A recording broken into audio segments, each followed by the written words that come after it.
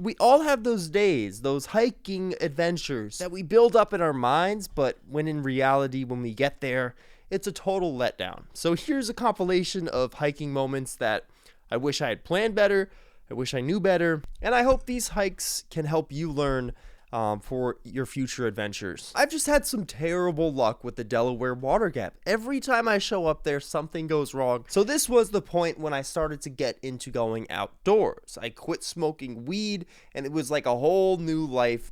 That's me a couple thousand feet up. Now this was taken at 4:38, and already I'm noticing an issue. Nowadays, I would never let that fly. I'm leaving the house at 5 a.m., 6 a.m. just so I can get to the spot early and have the whole entire day to adventure, right? I'm getting acquainted with the summit, right?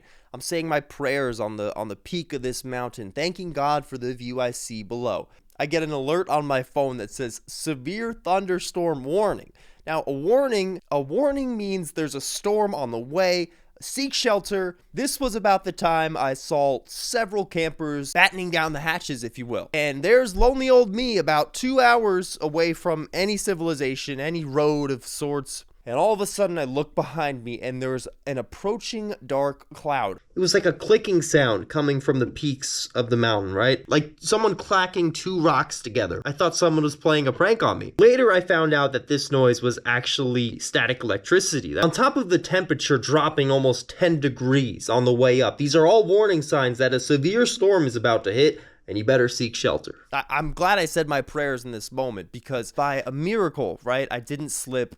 I didn't get struck by lightning either. So I'm jogging down this hill. Thank God I didn't slip, but I make it to the lodge inside of this freshly bleached bathroom. Now it's the summertime, so it's hot and this room just smells like chemicals. I can't stay in this bathroom or else I'm gonna suffocate. But then I see this girl, this lonely girl, and she is as calm as can be, sitting under a bench. Like, you know, you have picnics on a bench, like a wooden bench. She's underneath that, and it's pouring hell outside. And this girl is sitting completely content. She actually brought me to her car, and I hitchhiked all the way back to where my Jeep was, because along the way, coming down from this mountain, I got lost and ended up at a completely different campsite. Tourist from New York City, thank you. Most recently, I planned an adventure with my dog, Tallulah. Now, Tallulah loves to hike. She is a mountain dog. She's a mix between a Bernese mountain dog and a golden retriever, the sweetest little thing. I got the pooch. And I always try to spend time with her, but most recently I tried to make it to the Delaware Water Gap a second time, but ended up getting completely lost in the process. Somehow, all trails led me to a completely different location, and this was the first event to set off a series of fails. That sign says firewood. Let me get out of this person's backyard because who knows, they may have a gun. So I skedaddle with my dog in the back and I head to a local hiking spot that's in this general area. I have a trail that is about 6 miles, give or take. The other trail was a dead end, unfortunately. I know I screwed up the direction. Merrill Creek is like my fail-safe hike. Nothing ever goes wrong at Merrill Creek. I know it like the back of my hand. But sure enough, I show up to the gates and what? Recent news reports indicate that the bird flu virus has been detected in New Jersey. Recently, dead or sick birds have been spotted at MCR. Bye, Merrill Creek. Just one of those days, I guess. Now, I hate this. I'm a man of execution, and I love to plan. And the fact that I've improvised 2 times today already was getting me very anxious, and I was close to calling it off. But I'm also a man of determination. So I pulled up all trails. I found a trail that actually was nearby, and thankfully these directions were correct. And sometimes you just can't plan for these things. Like, you can't rely on your iPhone to point you in the right direction. This is completely hypocritical of me because I rely on my phone for almost everything. This was today, the adventure that inspired what you're seeing here today. Once again, I go to Delaware Water Gap to try and have a good time. And once again, the mountain turns me down. I don't know what it is with this place.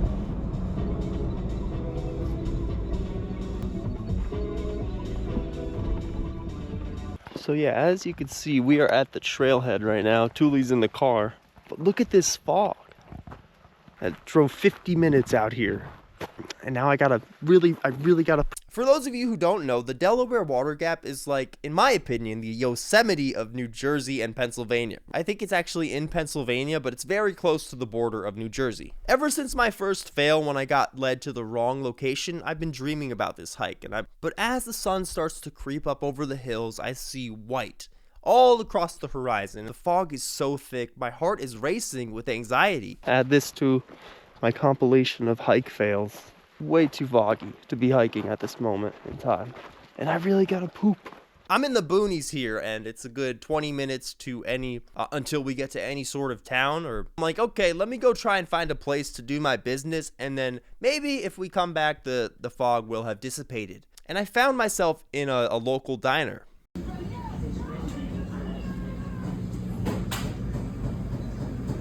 I don't want to be hiking if Jason's in these woods running around. That's not fun. So eventually my stomach cramps dissipate and I'm back on the trail, and I venture into this thick layer of fog.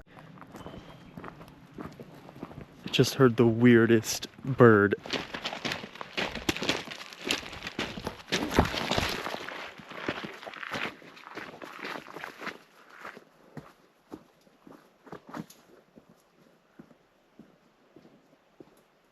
I don't get stomach cramps like this, but I was venturing further and further. Okay, follow your gut, because your gut is clearly freaking the hell out.